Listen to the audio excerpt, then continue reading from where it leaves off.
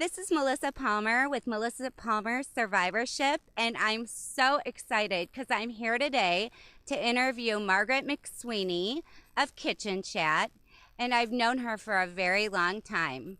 We both raised two beautiful daughters together, and then at a very young age, we both were diagnosed with breast cancer. Margaret was diagnosed first with breast cancer, and I was diagnosed at 40. And through our journey together, we had a cancer foundation called Cancer Soul Survivors. We have supported each other.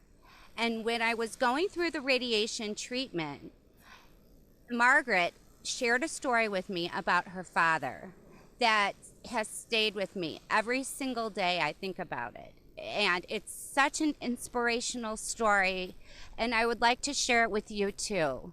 Margaret, thank you so much for being here. And it's such a beautiful day here in Chicago. And I just appreciate you so much. Aw.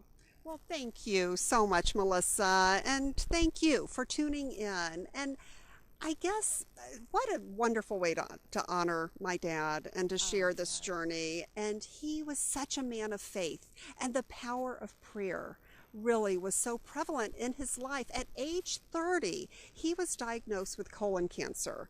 And at that time, there was no radiation, no chemotherapy. All he could do was go to the hospital for surgery. He and my mom were just about to announce their decision to become missionaries, and that door closed. The doctor said, "Go home, pack your things, get everything in order because it doesn't look good." I can't imagine my mom, a young mom of two young boys, getting that news. This was before I was even born. But they immediately prayed together and asked for prayer. And it turned out there was a prayer chain going on around the world with missionaries and just everyone praying for my dad. The doctors could not believe it, Melissa. When they opened him up, all the x-rays had shown that it had metastasized throughout his body. But when they opened it up, it was confined. The cancer was confined. A miracle, a modern day miracle happened. And he was cancer free at his death at age 62. So it's all about faith and the power of prayer. I agree. The power of prayer is what gets so many of us through cancer. After we're diagnosed, we have our treatment, we're left with a different life, and it's called survivorship. And her story and her father is so inspiring to me, and I've shared it with so many other people. And also, Margaret started something new after her cancer journey, which I'm very proud of her. And it is in honor of her father. And would you please share with us?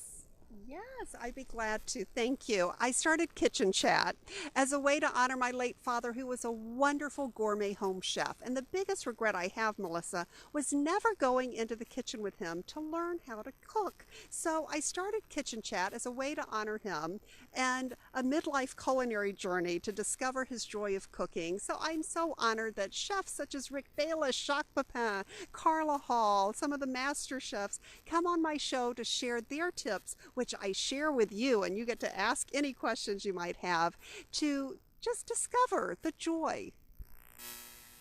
Thank you again for being with us. I appreciate it so much. And we do have tips for survivorship, the power of prayer, Yes.